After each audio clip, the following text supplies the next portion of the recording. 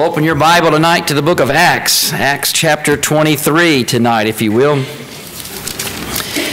Now, we all know that the Bible is the inspired Word of God, and it is profitable.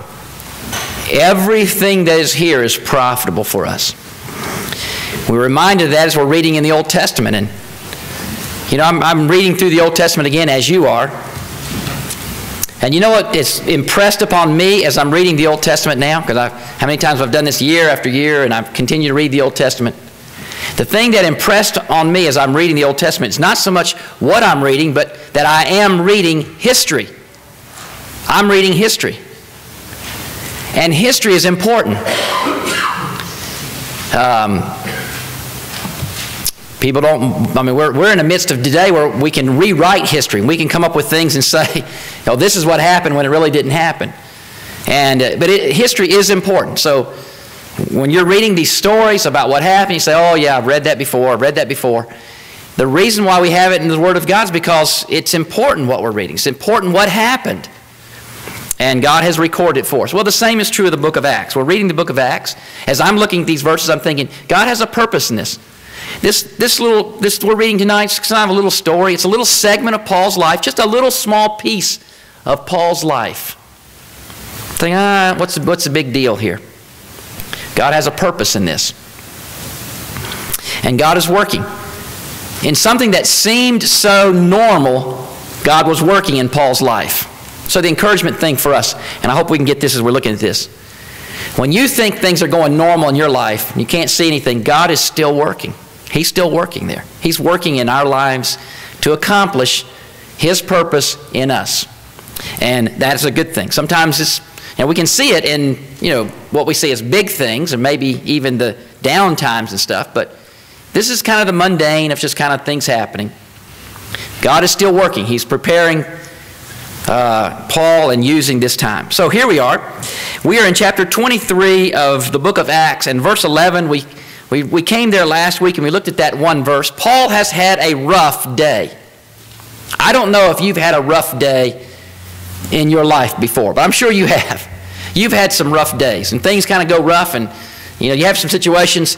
Paul has had a rough day.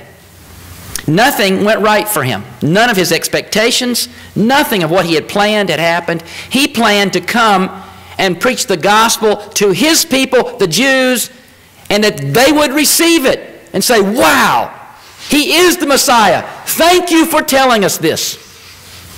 It did not happen. I mean, he's preaching to them, and they beat him up. They accuse him of bringing Gentiles into the temple, which weren't supposed to do, and he hadn't done it.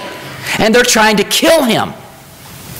So no doubt he's bruised. He may have a rib bruise. He may have a bruise in he may have a black eye and bloody mouth. We don't know what's happened. I mean, he's gone through a rough day. And then they brought him to their court. He was able to stand before their court, and they hey, we'll let you address him, because they find out he's a Roman. Oh, after they were going to lash him, they find out he's a Roman. Whoa, we've got to be very careful here. So they give him opportunity to give testimony to this supposedly court, and he come to find out the court has no intention at all of giving justice to him. They have already made up their mind, like they did with our Lord. They had already made up their mind. They wanted to crucify our Lord. It was not a trial, not a legitimate trial at all. And so here the Apostle Paul finds himself in this same situation.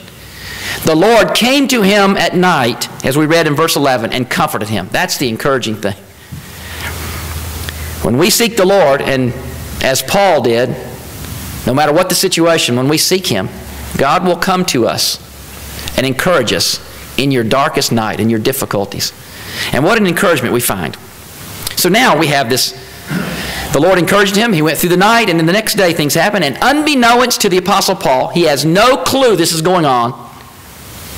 People are plotting for his death. And I want to read this, and we've read it before. We know the story. But think about the fanaticism of these people. The Apostle Paul is kept guarded by Romans. They have hatched this plan, and they come up with this plan, and they say, we will summon him to come not to the hearing at the fortress, but we will ask the Roman captain, will you bring Paul down to our courtroom? and on the way down there, we will jump him and we will kill him. The only problem is he is protected by Roman soldiers. These are hardened men. We're not talking about somebody pulling the gun out and shooting. You've got to get up close. They've got to attack him. And in the process, no doubt, some would be killed. And they're willing to give their lives to kill this man. And they hatched this plan. And look at what it says here. In verse 12, and when it was day, certain of the Jews banded together and bound themselves under a curse, saying that they would neither eat nor drink till they had killed Paul. It doesn't sound very just. It doesn't sound very kind. Are they committed? Absolutely committed. Now let me ask you a question. Have you heard of committed people today? You've heard of Muslims, have you not? Islam? Those people are very committed. They will blow themselves up. That's pretty committed. And here we have that kind of same fanaticism to try to kill this man Paul.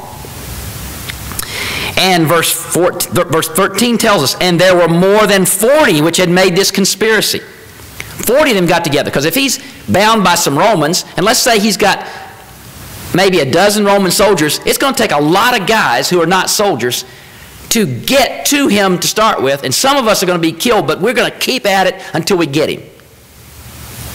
40 of them committed this. This is how much they despised him. In verse 14, and they came to the chief priests and the elders. Now remember, the chief priest is the religious leader of that day. We're talking about religion. We're talking about Judaism. And they said, we have bound ourselves under a great curse. They will eat nothing until we have slain Paul. Now therefore, ye with the council signify to the chief captain that he will bring him down unto you tomorrow, as though we would inquire somewhat more perfectly concerning him, and we, or ever he come near, are ready to kill him. The chief priest at that time should have said, wait a minute, guys, let's stop just a second, because this is not right, this is not moral. We have a court, we will try him in court, and whatever the court decides, that will be the justice. No justice at all in their thinking. They have determined this man's destiny. And we're talking about this is something that has gone on and continues even to this day. We have the Palestinians. I get this Palestinian watch. It comes constantly. I get emails all the time. And they say things that are, and they give information. And the crew that is doing this reads Arabic newspapers. They read Arabic textbooks. And they point out in their textbooks and in their newspapers the bias and the hatred toward the Jewish people. Completely unfounded. And they point these things out. One of the guys was asked, one of them was asked, when will there ever be peace between the Palestinians and the Jews? There's just always been this contention. And one of them made this comment. They said, there will not be peace among us until the Palestinian mothers love their children more than they hate the Jews. They hate the Jews so badly that the mothers will give up their children to blow themselves up to get at the Jews. And they said, it makes no sense to us. It makes no sense. And they rejoice in it. And they have celebrations over kids that blow themselves up and kill Jews. And they celebrate. Now that just is not normal. Something's not right about that. But you can't say that, because if you say that, it seems biased. It's not very kind to say that. But I'm thinking, that doesn't make sense to me.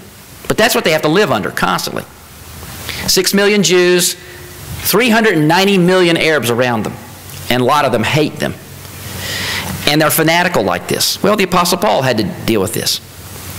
And they were very, very fond and very straightforward to say, we're going to deceive the Roman people. We're going to deceive them. We're going to tell the Romans that we want to talk to him. In reality, we want to kill him. We won't tell them that. Some people have to be deceptive, and they have to hide their true purpose. There's something not right there. And we're living today in that kind of thing. The news is not news anymore. It's propaganda, like the Pravda. And it's sad to hear some of this stuff. But this is what they said. Now, these are religious. They're religious. So you look at them and say, wait a minute, we can't say anything because they're religious people. Wait a minute. It's wrong what is going on here. And the Apostle Paul happens to be the recipient of this. He has done nothing wrong, but all this venom is directed at him. Now look what happens here. Verse 16 is the only verse we have in the Bible that talks about any of the Apostle Paul's family. We don't know of any of his family. We know from history some of it, but here it is in the Bible. Verse 16, it said, when Paul's sister's son heard of their lying in wait, he went and entered into the castle and told Paul. Here we know that Paul had a sister, and we know that her sister had a son. This is the only verse that we know of anything of his family. When the Apostle Paul said in Philippians chapter 3, verse 8, I have given myself to the cross and to Christ, for whom I have suffered the loss of all things. We don't know the extent of loss that the Apostle Paul felt when he accepted Christ. We know what happens today. In a lot of communities, when a Jewish person accepts Jesus Christ as their personal Savior, the whole family turns on them. My aunt, she was not even a believer, but she married a Roman Catholic. And when she did, her father, Mr. Goldman, turned and removed her from the family and said, you are no longer a part of our family. She married my uncle, who is a Catholic. We know that has happened. You may have heard of those kind of situations as well. The Apostle Paul may have endured that because here they are promoting Judaism. His father was a wealthy man. Was the Apostle Paul disinherited because he followed this man, Jesus of Nazareth? What are you doing? You're denying we're Jews. Judaism is our thing. What are you following this man Jesus for? Because he's the Messiah. That's why. Family, we don't know. How did this little boy, and we don't know how old he was, but he seems like, and the way he talks, he seems like a little boy, like maybe 9, 10 years old, somewhere in there. And we'll read this in just a moment, and it sounds just like what a child would say. How did this boy hear or find out about this plot against his uncle's life? How did he hear it? We don't know. We don't know. All we know is there's a plot, and he somehow gets wind of it. Did the people who are plotting this know of Paul's family and know of his rejection? And this is his nephew? Well, that's okay, because everybody hates him anyway. Would that happen? Or did they not know that this was Paul's nephew? Or did somebody tell him in their talking, say, hey, guess what? We heard this. And somehow the verse indicates that the son heard the actual planning. He heard these guys getting together and talking, saying, hey, guess what? Psst, psst, psst, psst. Hey, what's that? And he hears this. And he runs and he comes to where the Apostle Paul is held. And the Apostle Paul, being a Roman, is allowed privileges even though you're confined. One of them was, as a Roman, you were allowed a servant to be with you in the prison. I wonder if Luke, Dr. Luke, did not volunteer to be with Paul, because we have so many first-hand details of this as he writes in Acts. He may have been the one volunteered. Hey, I'll be with him. He's a Roman. He gets to have one person with him in prison. I'll be that person. May have been. But also you were allowed people to come. And you'll see as from this point on, as the Apostle Paul's traveling different places, he's allowed freedom. He's in custody, but people can come and see him. He has church services in the jail. He's allowed to go out and visit with people. He has guards with him, but he's allowed to go visit people. He had some privileges as a Roman that we'll read about and we'll see a little bit later. So somebody comes and said, I want to see Paul. Take this man down here to the place where Paul is and let him visit with him. This is his nephew. He can visit with him. So he goes down to visit with him. Now look at verse 17 here. And we'll read the story of what happens. And as this is going on, remember that the chief captain, he's heard all kinds of things, but he takes this seriously. Verse 17 says, when Paul called one of the centurions unto him and said, bring this young man unto the chief captain, for he hath a certain thing to tell him. The nephew told Paul, Paul, guess what? There's 40 people plotting to kill you. He gets the centurion. Centurion, would you come over here? Would you take this man and let him talk to the chief captain? Would you, this young child, would you take him and let him talk to him? He has something to say to him. Verse 18, so he took him and brought him to the chief captain, and said, the centurion said, Paul the prisoner called me unto him and prayed me, or he asked me to bring this young man unto thee, who hath something to say to you. Knocks on the door. Come in. What do you need, centurion? This young man was visiting with Paul the prisoner down here, and Paul the prisoner asked if he would come because he has something to say to you. Bring him in. Come right ahead. So he comes in. Verse 19, then the chief captain took him by the hand. So the indication is this is a young person. And he went aside privately, and he asked him, what is it that thou hast to tell me? Here, that little phrase is very interesting. Here we have a Roman soldier. I mean, he is used to crucifixions. He is used to all kinds of things with rough prisoners. Now let me ask you, have you ever been in the prison ministry? Have you ever been in the prison and seen people in that kind of thing? This man is used to that hardened stuff, that kind of stuff. And that phrase is so tender as he's talking to this young child. Not rough to him. He's very kind to him. What do you have to tell me?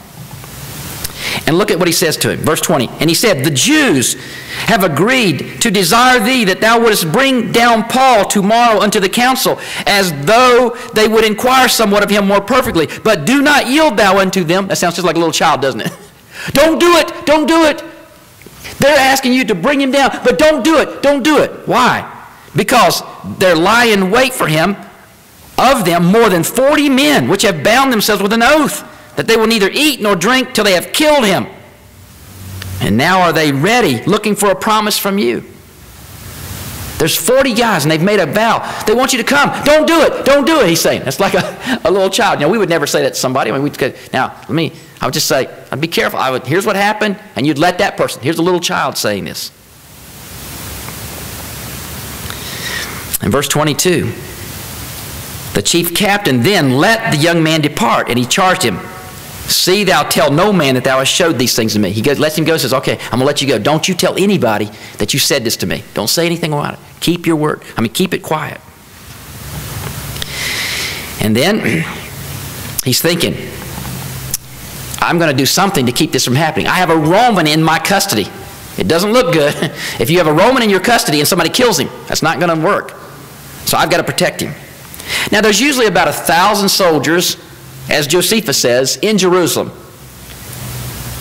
And they're all over the place, and the Jews hate it because they don't want to be under the Roman authority. They hate it. They want to be delivered. They want the Messiah to come, deliver them, get these Romans out of here.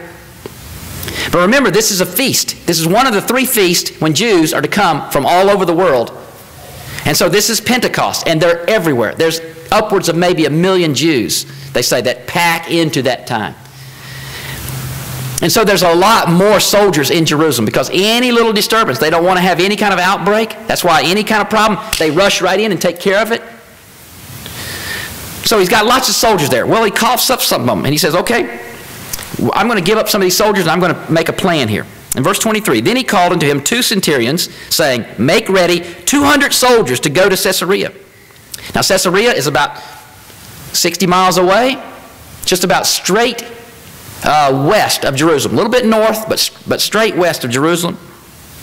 Jerusalem is real high. Caesarea is down on the coast of, and that's where the headquarters or the capital was set up by the Roman Empire. They set up the headquarters there, and that's where the Roman, the head of the whole province would be. He was there. It happened to be Felix right now. And so he is there. And he says, we need 200 soldiers and horsemen, 70 or 70. We need 70 people on horses, or cavalry we'd call them. We got 200 soldiers, 70 cavalry, and spearmen, 200. People that had the spears, 200. And make them ready at the 3rd hour of the night. He sent the centurion to say, guys, get this ready. Now, soldiers obey commands, and these soldiers have to be ready in a heartbeat, up and ready. Let's go. We're going on a long march. Get ready. And so we've got 200 of one, 200 another, and 7. That's 470. It's going to take an army to get to Paul. It's going to take an army. These 40 aren't going to do it. And he makes great preparations for them. Now, these kind of things happened. This is why this Claudius Lucius took this seriously, because these assassinations happened. Even Caiaphas, his own son, was killed during this time. These assassins went around and they mingled with the crowd at times, and then they would strike with their daggers and kill people at times. And they were like terrorists today. And Josephus writes about them. The Romans knew about this, And so now these assassins have made a plan, and it's a pretty bold plan to attack with Romans there. But he takes it very seriously. And so they make plans in verse 24, and provide them beasts that they may set Paul on. Thank the Lord, Paul didn't have to ride down there. He doesn't have to ride there. He doesn't have to walk. He gets to ride on a horse or a donkey, and bring him safe unto Felix the governor. Verse 25, and he wrote a letter after this manner. And it's kind of after this manner. It's not word for word, but this is how he wrote a letter. Verse 26, Claudius Lucius, the name now of this captain. Now we've been using his name before, but here's the name that we finally have found. This is the man who is talking. Claudius Lucius, unto the most excellent governor Felix sendeth greetings. Now you know how we write letters today? Well, you know how we write letters. Dear so-and-so. You know what you do when you open a letter and you don't know who it is? What do? You look immediately at the end to find out who wrote it. They wrote it at the beginning. They wrote it at the very beginning. Here's who I'm writing. It's me writing to you. And it makes more sense to me, I think, if you're writing a letter to somebody, because if I get a letter and don't know who it's from, I go to the back, find out who wrote me. Okay, that's who writes. So then I go back and read the letter. Well, they put it right up front. Here's who's writing, and I'm writing to you. Okay, and then here's the letter. This is the way they wrote. Very, very, and verse 26 is flattering, however, of this Felix. It's a flattering introduction of him. And verse 27, he goes on, this man that I'm sending to you, he says, was taken of the Jews and should have been killed of them. Then came I with an army and rescued him, having understood that he was a Roman. Anybody see any problem there? Anybody see a problem in what we just read? He's writing in a letter to Felix because he's sending a prisoner to him. He's going to have to tell him why he's sending him to him. You don't just send somebody and say, hey, Merry Christmas, I sent you somebody. You write a letter, tell them, here's what he's accused of. Here's what's going on. Did anybody find anything different? All right, it's just us tonight. What did you find? What? Kind of left out the Yes. Did he not leave out some information when he said? He says, here's the way he writes it. I found out he was a Roman, and I did everything I could to protect him. When I found out he was a Roman, I wanted to do everything I could. When he found out he was a Roman, it was when he stretched up getting ready to beat him. Then he found out he was a Roman. Oh, now we better be careful of him because he's a Roman. So he shades the truth a little bit. Now, politicians have never done that before, have they? Politicians have never shaped things and bent things in their favor. Never, ever. Well, here we have politics going on. Politics shaping the truth. The truth is so flexible. Man, when you find somebody honest, it's so rare. It's sometimes. When you do, you think, wow, wonderful. That's great. But this is what we have. This is what he did. It seemed like a little white lie. No big deal. Verse 28. And when I would have known the cause whereof they accused him, I brought him forth unto their council. He's giving a history here. Verse 29. Whom I perceived to be accused of questions of their law, but to have nothing laid on his charge worthy of death or of bonds. That verse right there is a very powerful verse in defense of Christianity. This verse is a verse that we circle and say, this is of the Romans looking at what the Apostle Paul did when they found out about him. The charge is unknown, but said, when I heard the situation, I found out that it was nothing against the law. He was doing nothing against us. He was accused because there was interpretation issues with Judaism. And this is the issue here. So, it's interesting that, guess what? Christianity today is not against the law. In some places, they rule against Christians, say you can no longer meet. But Christianity itself is not against the law. We're taught in the Scriptures to obey the law, to be good citizens. But there are places in the world that turn against Christianity, and Christianity is the bad guy. No. Christianity is not against government. It's for honest government and righteous government. It's not against government itself. And after looking at what the Apostle Paul and hearing what he said, I found out this is an issue that's about their interpretation, not a matter of authority and any violation of our authority at all. And so he continues here.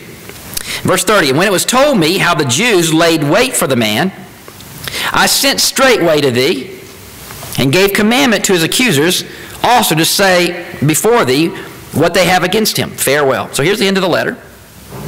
I sent him, I wanted him to come to Caesarea. And this is why I'm sending him. Now, Caesarea is a very interesting, a wonderful place. Jim and Carol been there. It's right on the coast. It was one of the major harbors. One of them was Alexandria, Egypt, a very major city. It'd be like Chicago, New York City, Washington, D.C. It was a major city in the Roman Empire. I mean, in Alexandria, the Caesars used it, but Herod the Great had built this city up. And Herod the Great was a great builder. He was not a great man. He was a great builder. That's why they called him Herod the Great. But they're going to send him away to this city, 60 miles away. Then verse 31, then the soldiers, as they were commanded him, took Paul and brought him by night to Antipatris. So that means at 9 o'clock at night. That's what verse 23 was telling us. The third hour of the night is 9 o'clock p.m. So they get all the people together, all the soldiers. You got 470. And they leave out at 9 o'clock at night. And they march through the night. And they made it 35 miles. They went to Antipatris. This was a city also built by Herod the Great, named after his father. This is Herod the Great's father. And he built this place and named it. And so they went halfway. It's a little more than halfway. And it says here in verse 23, or 32 rather, on the morrow they left the horsemen to go with him and returned to the city. So 70 stayed with Paul, and they're going to go the other 27 miles. The 400 turned around and had to march back to the city. That's a hard march, I imagine. Maybe they let them rest some, but they marched all through the night. Turned around, got to march right back. And now it's uphill. All the way up was uphill. Up, all the way up to Jerusalem, up to 3,000 feet. So they're climbing the whole time. So he tells them what happened. Now verse 33. Who, when they came to Caesarea and delivered the epistle to the governor, presented Paul also before him. Verse 34. When the governor had read the letter, he asked what province he was. When he understood that it was of Cilicia, this is where Tarsus would have been, he said, I will hear thee when thine accusers are also come. And he commanded him to be kept in Herod's judgment hall.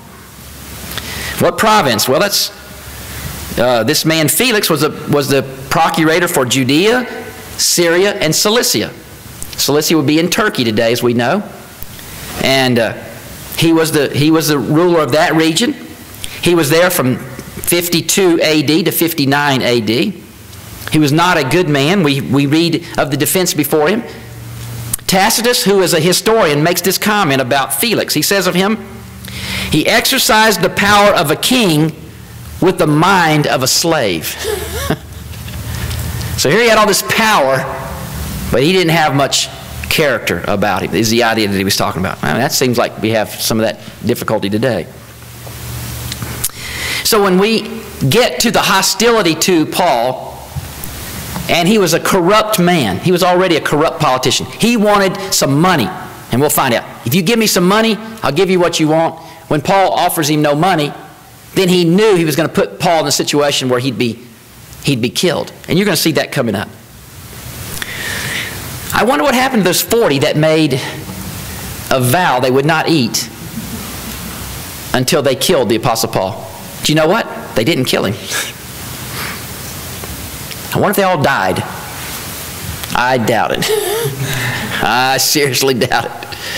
But they were fanatical. All right, and they find out, okay, well, are we ready? Go down there and ask him. Huh? He's not there. Where is he? He's in Caesarea. You got to be kidding me. Uh-oh. What do we do now? How do they save face after that kind of a statement? You know? How do you save face after you've made that kind of a commitment? What do you do now? Your plan's been foiled. I hope that little boy was okay. We don't know yet. How did they find out? I hope the little boy never told anybody. But here the Apostle Paul, as we end, he's in Herod's judgment hall. Jim and Carol and people have been to Israel. We stood right there on the ruins of what was called Herod's judgment hall. In that was a building, and in the back of that building they had a place that we call like a jail, but it was in very nice accommodations. He was not kept in the common prison like common prisoners. He was kept in this nice place, treated courteously, and waiting for the situation to be heard before Felix. Now we're going to keep reading some of this. But as we're reading this and we're talking about Paul's life, you say, well, what do we learn about this? I mean, there are importance in these verses. All we know is, as we're reading this, as we're looking at this, we can see all kinds of little bits of truth here, but we know that Paul is God's servant and God is working in his life. Even things that we would look at and say, that was normal, that was just kind of something that maybe that just happened. Nothing just happens in the life of a believer. God is working in our lives. That's the encouraging thing. So none of these things are coincidental. God is working there. Paul had committed himself to the Lord, and God is doing this work. And Paul's going to have to stand before this man Felix. We're going to look at him next time and see. But as we're reading these and reading history, we're reading history. This is the history of the early church. We're seeing God work.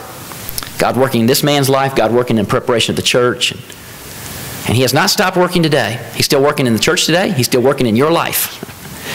And we can be encouraged by that. I hope you are.